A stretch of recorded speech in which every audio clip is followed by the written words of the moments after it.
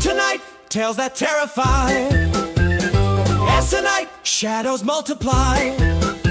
We got chills, we got thrills, they're hunting you. Tales of dread from the dead, the masters do. Wicked dreams, muffled screams, all coming true. SL tonight.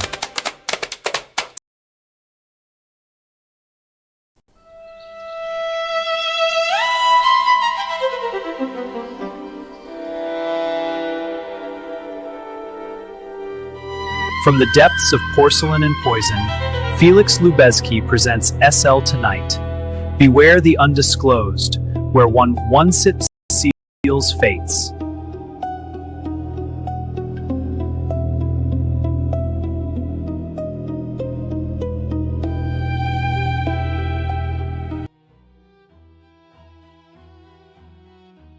Good evening, enigmatic souls, and welcome to SL Tonight at the beguiling manor of Porcelain and Poison.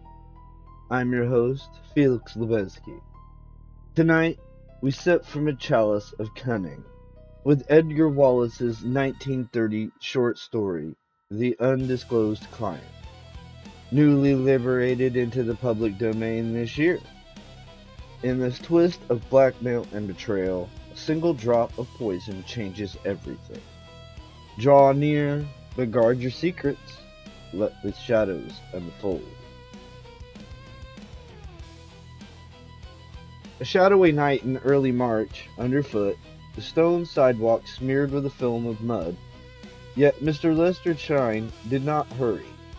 His walk, the slow pace of a man who is thoroughly enjoying a happy experience which he was loath to bring to the end, which was marked by a cozy lobby of Northern Cumberland Court and the luxury of a suite that lay beyond. The snow fell in a picturesque and almost theatrical way. Large, distinct flakes that fell vertically and showed themselves to the best advantage in the light of the big arc lamps. Along the embankment, the bare arms of the plane trees were marked white. In the dark river that ran at the far side of the granite parapet, the two tugboats were passing, one up and one down river. They were tagged with green and red lights that splashed shivering and grotesque reflections on the water, spanning yellow lamps located at a distant bridge. Lester, his throat enveloped in the upturned lambskin of his coat collar, could admire and absorb and enjoy. He had a wonderful feeling of content, such as any healthy man might experience, who had performed a difficult task to his entire self-satisfaction. It was the rush hour, the offices were emptying, and the sidewalk held a triple line of hurrying walkers. He edged near to the railing of the temple, not desiring to hamper the toilers of the world in their homeward trek. He also was a toiler, but in another sphere. He liked to think of himself as a general who, in the silence of a room aloof from his fellows, planned subtle and successful movements against an enemy, overwhelmingly superior in point of numbers and backed by limitless resources. He was a slim, good-looking man of 35, who looked 10 years younger. When he was revealed to strangers as a successful lawyer, they were politely incredulous, yet he was very successful, and his sleek limousine and the apartment with the wax walls and the silken tapestries were there to proclaim his prosperity to the world. It was not a novel experience to be jostled as he strolled. Elbows had grazed him, shoulders had lurched against his. A grunted pardon politely waved, and they passed on into the obscurity of the night and the oblivion of the unimportant. But the girl in the brown coat did more. Touched him with her arm, slipped sideways, and was caught deftly by the smiling Lester, and remained everlastingly in his life as a memory never to be expunged. She fell ungracefully, one foot sliding outward, one doubled beneath her, arms flung violently in an effort to balance. He caught her as awkwardly He caught her as awkwardly under the arm, and she slid forward so that she became a human wheelbarrow that he was unconsciously pushing. Sorry, awfully sorry. He must either allow her to sit down in the snow and mud, or she must get up on her own power, for his rubbers had caked up with half-frozen slush, and his foothold was precarious. She recovered herself with the commendable agility of youth. 20, younger perhaps, or older. He wasn't sure. The light of the sputtering of her arc lamp was merciless enough to tell whatever unpleasant truth there was to be told. But the verity was very pleasant. Eyes, any color, but big and with little droops at the corners that gave her a certain lure. Mouth, very red. Complexion faultless so far as could be judged. He came erect, gripping at his fur collar. It was not an unpleasing sensation. I'm dreadfully sorry, I slipped. I noticed that, he said, and laughed. When she smiled, she was rather beautiful. He had not seen any woman, girl, whatever she was, quite so beautiful. At least, not for a very long time. And because they met in the atmosphere and environment of adventure, she was almost painfully interesting. I knew something was going to happen to me this night, she said in a friendly way, of one who shared equal mastership of the situation, if mastership was called for. I slipped up once this morning at home, and I slipped over a rug in the office. The third trip was sure to come. She gave him the grim little smile that naturally accompanies a nod of farewell and quickened her pace to leave him behind. Then her right arm shot out and caught hold of the railings. In a fraction of a second, he overtook her. You better walk with me. I'm wearing rubbers. Have you far to go? Charing Cross too, she said ruefully. Thank you, I will. I seem rather short on suitable footwear. She lived in a girls' club at Hampstead and worked in an office at King's Bench Walk. She had seen 2 of the plays he'd mentioned. Shabby? Not exactly. Cheaply dressed described her better. He could price the coat. The bargain stores sold them in sacks as Petits de Negre, tobacco, fawn, navy, and black, and the fur collar had been, in the lifetime of its original wearer, attached to a frisky white tail and a pair of locked ears. Mr. Lester Chine had his private and personal record of past adventures, and these included at least one young lady who had pounded the keys of the typewriter by day and had grown sentimental in his society after business hours. But high or low, he could not parallel that face or overcome the irritating sense that he had once met, seen, heard her before. A face in the crowd, perhaps, or he had caught a glimpse of her one sunny evening in summer. He often walked this beat before dinner. The river inspired him. Have you had dinner? He asked. I? Lord, no. I take supper when I get home, when I'm hungry. I think I shall be hungry enough tonight. He seemed to be considering something. His head drooped forward. If I suggest that I should give you dinner, would you call the police? He had a mock solemn brand of banter that never offended even a chance acquaintance, and seldom failed to bring about whatever lay at the end of it. I don't think so. One can't walk between the temple and Charing Cross 600 times a year without gathering a few invitations to dinner. Smiled. And how many have you accepted? He asked blandly. She shook her head. He gathered that these extemporaneous hosts had drawn blank. I didn't think you would, he said, and yet I am most respectably placed. I have a member of Parliament as my neighbor on the left, and Dean of Westchurch has the flat on my right. There was the slightest tinge of disappointment in her voice. That would be impossible, wouldn't it? I mean, she did not say what she meant, but that hardly mattered. He was not amazed that she had even considered the dinner invitation, because women could not amaze him. He understood them too well. They were made of the very stuff of unexpectedness. But he was a very quick thinker. As a general, he struck like lightning at the first weak spot exposed. The quality of his had been an enormous profit to him. I almost wish my dean was a bishop and the member of Parliament a cabinet minister, he murmured regretfully, and that I, instead of being the most humble of lawyers, were the Chief Justice on his bench. Here was the parting of her ways. She had either to talk to snow and tugs that went gleaming up and down Thames River, or else she must dovetail a comment to his last word. Are you a lawyer? Then I must know you. There isn't a barrister in the inner temple I haven't seen. So he talked lawyers and his own insignificance until they began to slow their paces, the yellow glow of the underground station being just ahead of them. For the open booking hall they lingered, yet nearer to the sidewalk's edge than to the station. She wore a sort of pinky brown silk stocking, ludicrously inadequate in this weather. The neat ankles were mottled with mud. I would not dare ask you to dine and go to a show. You'd hate the going as you are. But a grilled pheasant and a spineless sole and a plebeian rice pudding to follow. Don't. You're making me feel like a shipwrecked sailor. Still, she hesitated and shook her head. It's awfully nice of you, and somehow I know that you are right, but I couldn't possibly. Where do you live? He nodded towards the railway bridge. Beyond, you can just see the austere corner of Northumberland Court, all grey stone and sedate and statesmanlike windows. Where is that? Northumberland Court, next to the National Liberal Club. Its austerity is depressing. My two maids are churchwomen, and fearing the worst, peek through keyholes to make sure they are not missing it. At least I suspect them. One goes to church on Sunday morning and one on Sunday night. They are very English and can reconcile their deep religious convictions with a moderate but regular consumption of pale ale. She was looking at him all the time he talked, a half smile on her face, a kind of reluctant amusement in her eyes. They were gray, turning blue on the slightest provocation. You talk like a novelist, she said, and he was faintly annoyed. There was an inference of plagiarism.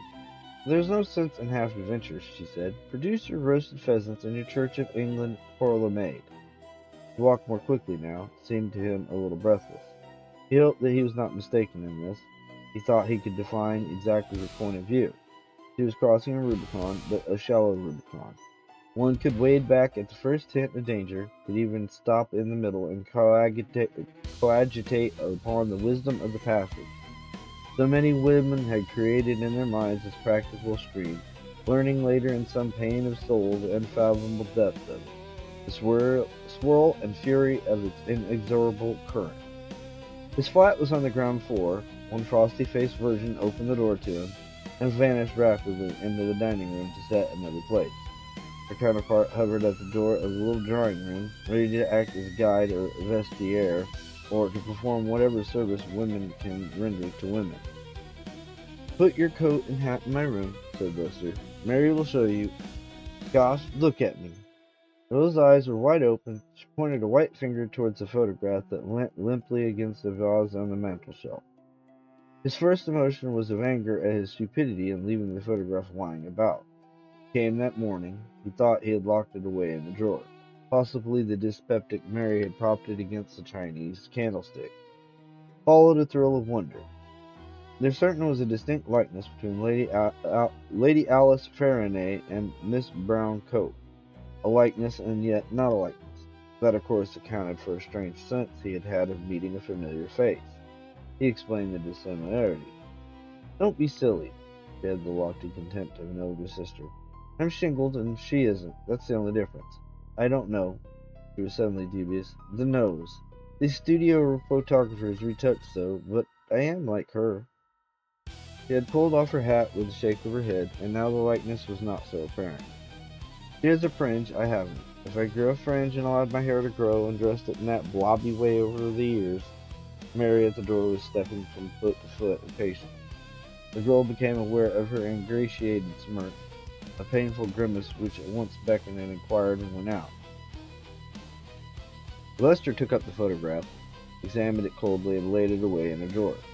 After dinner it must go into the safe with the photograph of Lady Alice that the butler took the day Johnny Basterby went to India, and the letters he wrote to her, vulgarizing the crudity of words as something which had brought Alice Fairnay into the splendid haze which is God.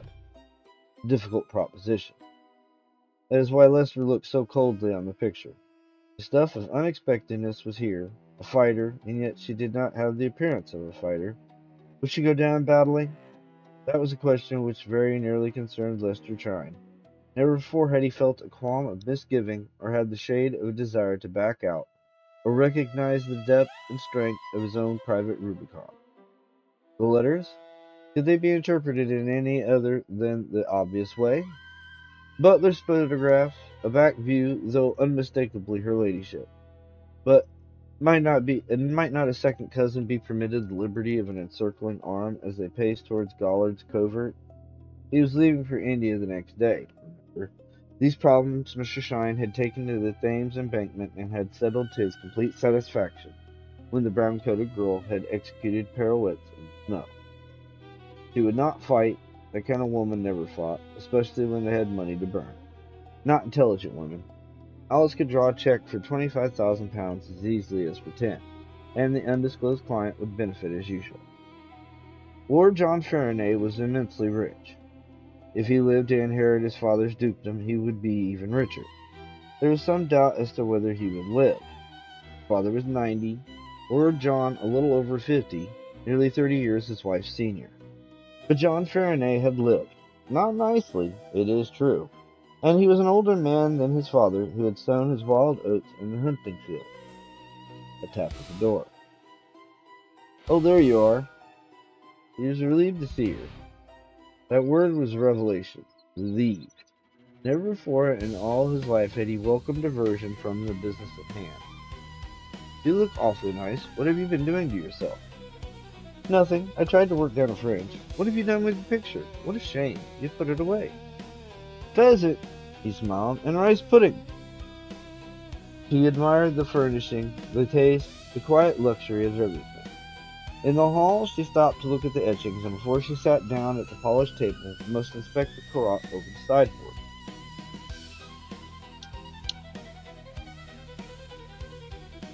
Soft, and air and breeze in there. The lace mats on the table were rather fascinating. She fingered their texture with a sure, understanding touch. "I suppose you're married. There's a sort of woman atmosphere which can't be your pale ale." Entered Mary with plates and dishes on a dumbwaiter, and comment continued along these lines would have been embarrassing. She was immensely pretty, not skinny either, as so many of these poor eating typists are, and rather beautiful hands. Her throat, too. He was a connoisseur in the matter of throats. The line of them should incline a little forward and have as their capital a curly rounded chin. Wine you won't have, of course. Water is good for the young. I think it will take water too. I will take water too, Mary. When the white-aproned servitor woman had gone, "Do you know, this is very unreal. It is rather like one of those daydreams that wanders on under its own power and brings you into such strange places. My name is Louis Martin. Lois Martin. I suppose you're entitled to know that. Mine is Lester Shine. I'm sorry, I should have told you that before." She took up the glass of water and drank slowly, put it down, patted her lips with the serviette. "Who is she? Is that a very impertinent question?" "Who? You mean the photograph? She's, just an acquaintance. A friend of a friend. I don't know much about her except that she is married to a very rich man who is rather jealous, rather mean, and desperately unwholesome. He's 30 years older than she." "Why did she marry him?" "He's very rich." Louise Martin sighed. "I suppose one ought to have a contempt for women who marry rich men. But money means an awful lot.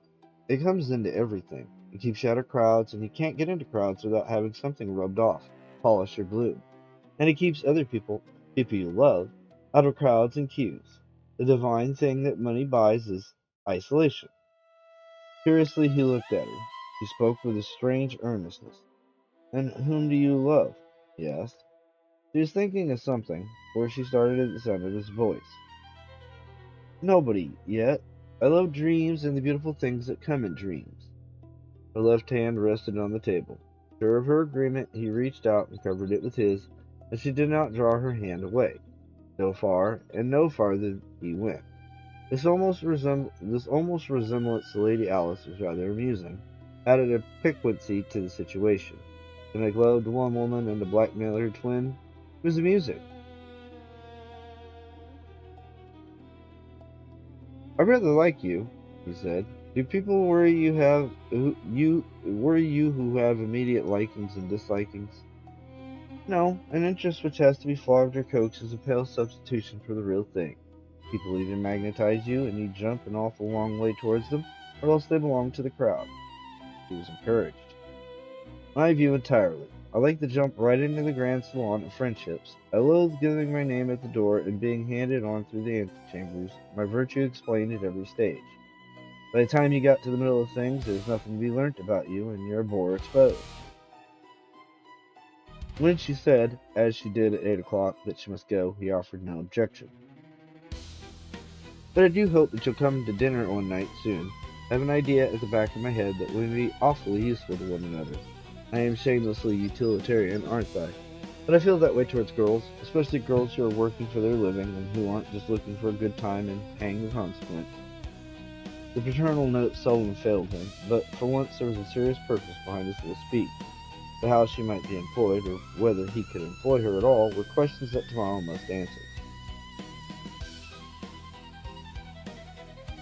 She was hesitant again. I don't know. I'd like to come. Awfully. Her scrutiny of his face was searching. She seemed baffled at the end of it. Not that his face was inscrutable to the student of physiognomy. Physiognomy. Superficially, he was handsome in a dark, pinched way. There were pictures of notable Florentines in the National Gallery that were of his type without his glossy little mustache. He was thin-lipped, blue-chinned, deep-eyed. Giovanni Bellini painted a Doge of Venice who was not unlike Lester Shine, though he was darker than Loredano. I don't know. Would you like me to come, really? Here was the conventional surrender. He drove her home to Hampstead in a taxi, and they held hands lightly most of the way. She is quite different in most respects from the average pickup, ladylike if not a lady, though this quality was not essential, he had found. One pair of red warm lips differed only from another in respect to the soul and imagination back of the caress they offered. Therefore he had every reason to be pleased with himself when he returned to Northumberland Court to the contemplation of Lady Alice Faraday, that beautiful but stiff-necked lady who might go down fighting, but probably would not. Mr. Shine's office was in the city of London near Aldermanbury. It was like and yet unlike a lawyer's office. The appointments and furnishings reflected his own luxurious taste. His staff was restricted to a girl who typed with 2 fingers and got through life with half a brain. She came in to him when he rang his bell, a dumpy young lady in an artificial silk jumper and a string of imitation amber beads. Mr. Mortlake has been waiting half an hour, she said in a hushed voice. 2 years of service she had learned only this: must not shout. Come in, Clarissa. His mood was gay and friendly. Her homely face was distorted in a smile of respectful reproof. Her name was Annie, but she was usually called Miss Science. A dapperish man with a head too big for his thin body and an unhealthy white face tiptoed into the room, holding a derby hat in his hand. He sat down in the chair which the girl had placed, and laid his hat on the floor. Anything? He drooped his head on one side, a gesture of interrogation. Nothing, Mortlake. Mr. Shine had already run through the letters. There was none bearing the Melton Mowbray postmark. She'll write. Her ladyship is very obstinate, but she won't. You don't think she will? Mr. Shine shrugged his shoulders. You know her ladyship best, he said. I am rather worried about the business. In fact, I'm almost sorry that I agreed to act for you. The case is so very peculiar. In fact, it almost has the appearance of blackmail. The peculiarity of Mr. Shine's operations was that there always came a moment in his relationship with his undisclosed clients when he expressed the wish that he was not acting for them when their case bore some verisimilitude to the crime of extorting money by threats. And yet invariably he went on to the bitter end, until in fact a check or a sealed packet of banknotes enabled him to write finis to the episode. There was sometimes an unpleasant aftermath. His clients had been known to complain in bitterness of the inadequacy of the reward. There was the valet of the Honorable Arthur Keverling, who found a bundle of letters from the young wife of the Minister of Justice, and Millie Winston, the lady's maid, who brought to Aldermanbury the stupidly indiscreet diary of her mistress. and that wretched wastrel, the brother of Fay Landseer, who thought that 5,000 was a mighty poor share of the 70,000 pounds which Lord Charlholm had paid rather than hear his letters read in open court. Fay being his wife's best friend. But in the end they had been glad enough to avoid the alternative which Mr. Shine had offered, the return of money and documents under the cover of a letter in which Mr. Shine would express his pain and indignation that he had been unwilling and innocently the agent of Blackmail. Mortlake was visibly alarmed. "I don't see how you can say that, Mr. Shine. When I came to you first, you told me that I was to sue her for money lent and for damages, my being kicked out at a minute's notice and all that," which was true. Mr. Shine was a blackmailer, but no vulgar blackmailer. He might very properly threaten to sue for the return of mythical loans. That is a part of lawyer's business.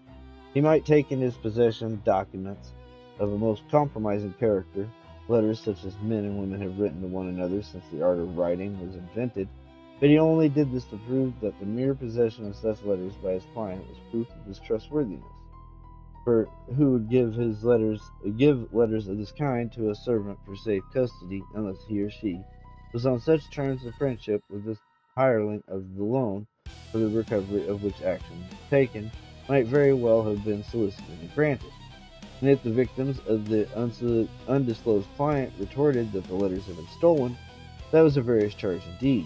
Mr. Shine, over his own signature, suggested, nay demanded, that the pilfering servant should be prosecuted. "You left Lady Alice's employment 6 weeks ago. Were you with her long?" 18 months, said Mr. Mortlake. "His lordship engaged me soon after the marriage, and I say she's the best of the pair. His lordship is a swine in every way." "Jealous?" Mr. Mortlake smiled. "Of his own shadow? He used to be, anyway, till he took up with Miss Winbury. He'd give his head for a divorce, and her ladyship knows it. He's poisonous." He explained just why Lord John Veronay was poisonous, and Mr. Shine listened. He was not at all squeamish. "The letters might get him the divorce. The photograph is worthless. He wants something more. I wonder." His brows met in a disfiguring frown.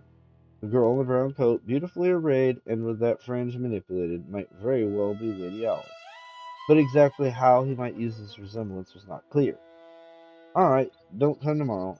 Say Friday, or better yet still, next Monday." Miss Science answered the bell, and stood imploringly at the open door until the visitor passed her. Another letter, thought Mr. Shine. He dipped his pen in ink. "Dear Madam, yourself and an undisclosed client. We are surprised that we have not had a reply to our letter of the 13th inst. You will, we feel sure, appreciate our desire to spare you unnecessary trouble and expense, nor is it our wish to place on the record the name of our client, since we feel sure that it would be painful to you to have thus emphasized a financial transaction which might not be regarded as consonant with your dignity. Briefly, we restate our claim. In October last, you borrowed from our client the sum of 50,000 pounds, giving him as security certain letters which passed by between yourselves and Captain John Bastarby, now on the staff of H.E., the Viceroy of India. The statement in your brief note of the 3rd to the effect that the letters were stolen by our client, who had never possessed so large a sum as 50,000 pounds, constitutes a very serious charge. We feel in the circumstances that we must challenge you to prosecute our client for his alleged theft.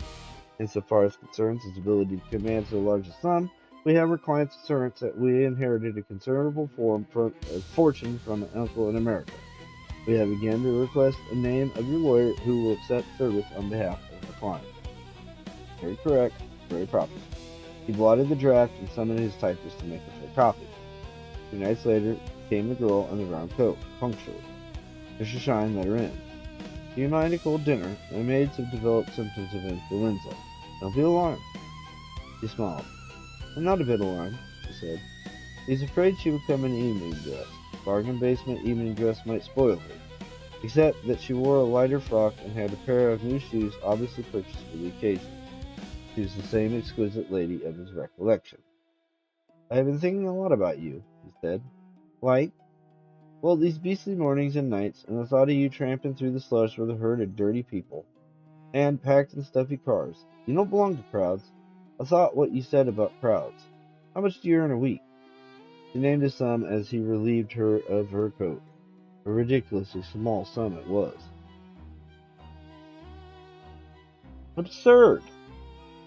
He chucked the coat on the settee and led her to the fire. And when his arm went round her, she did not so much as shiver. She even smiled up into his face. "We're getting along," she said. "Do you mind?" She shook her head. "No, I suppose I should if I were properly constituted, but it's rather easy to be made fuss of, and one doesn't carry around the Girls' Guide's Code of Conduct." Stooping, he touched her lip with his, and then she pushed him gently away from her. "Tell me something. Are you in the Temple?" "No, City and Commercial. I have a bleak little office of Queen Victoria Street." He made a little face. "How uninteresting. I hoped at least you were a police lawyer. Crime is so awfully fascinating. We are chancery lawyers. Dull. I could scream sometimes. You do a lot of work here, don't you?" He pulled at the handle of a green wall safe. "How funny. It doesn't seem to go with the furniture, and you have wonderful taste." "Come and eat," he replied, purring. He loved appreciation of his finer side. There was wine on the table, but he offered her none until she pushed forward her glass. "Bless your bright eyes," he toasted her immediately afterward. "I'm going to make you rich," he said, and she laughed. "That sounds like temptation," she said, and he admitted that it was. Women love directness. He knew all about women. Too greatly as subtlety silts up progress. Yet he was a delicate speaker, and she listened without protest. "I couldn't. I don't think I could. There'd be awful trouble at the club. One is supposed to be in by 12, and... no." And yet it was an easy matter to send somebody for her belongings the next day. He had a friend there who would pack them. "Talk about something else. Where is the picture of the beautiful lady like me? Who is she, really?" He poured her another glass of wine and then filled his own. "She is the defendant in a case I am bringing on behalf of an undisclosed client." She wanted him to explain further, pleading with him to bring the picture. "A little alteration and you'd be her double," he said, and when he brought it back and laid it on the table for her, he stared down at the photograph. Who was she? "She is the daughter of a disagreeable old soldier," he said carelessly, "but to the devil with it. Let us speak of real important things." He was behind her as he spoke. Both his arms went round her, meeting at the waist. His jingled head was against his cheek. The fragrance of hair and skin was a little heady, and he had his first heart thump. "Perhaps she has an undisclosed client, too," she suggested, and he laughed softly. "Even now you don't understand, and after all the trouble I took to explain. Only lawyers have clients." Her head turned, his lips sought hers. "No, I couldn't. I was stupid to come here. Drink your wine." He struggled out of his grasp, but not frantically. Surrender was in every gentle movement of her. He lifted the glass. "Here's to us," he said. "To the undisclosed client," she mocked, and they drank together. "Queer how you and I met," he said, and dabbed his lips with a silk handkerchief. "Out of all the millions that walk these greasy streets, you're terribly like her." "Like?" "Lady Alice, except for the way you dress your hair, you might be her double." The girl had been looking down at the tablecloth, fiddling with the stem of her wine glass. Now she raised her eyes, and there was a queer smile in them. "I suppose I am. I should be, you know. I am Lady Alice Flaherty." His mouth opened in surprise, and then he laughed. "You took my breath away. Your little joke, eh?" She shook her head. "I am Lady Alice. You see, you're a difficult man to fight. I had heard about you. Peg Keverling told me. Of course you had the letters and things from Mortlake, my butler. I see I'm right." "You're Lady Alice?" He was numb with amazement. He had never felt quite as he felt now, so dazed, so peculiarly stupefied. "I thought it'd be easy, but not so easy as it was. When you asked me here to a little dinner, I knew that you'd be alone. I had to do it. I have an undisclosed client, too. One worth fighting for," he said, and he smiled crookedly. "By gad, you're a nerve. Now suppose you go, Lady Alice." His forehead was wet. He was surprised to find when he put his hand to it. "What'd you expect to get, coming here?"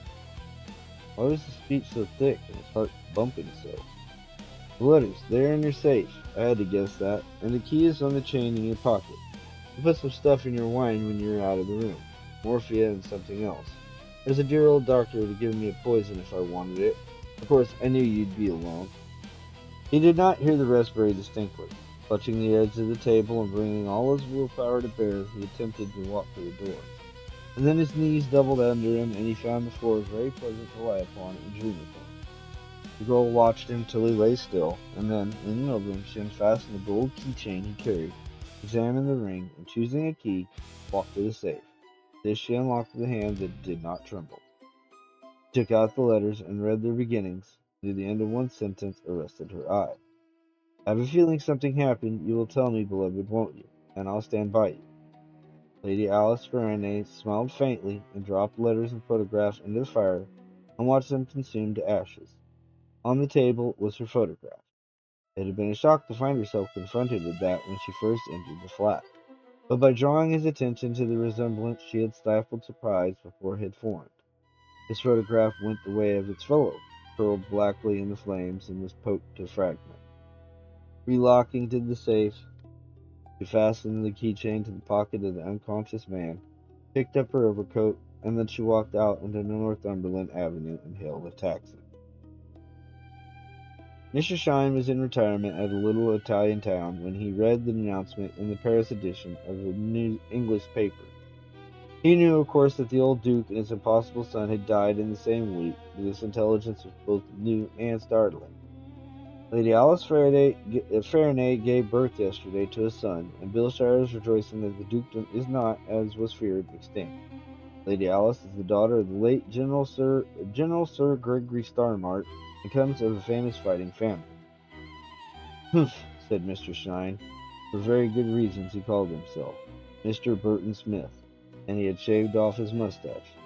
Humph, baby. Undisclosed client. I never thought of that.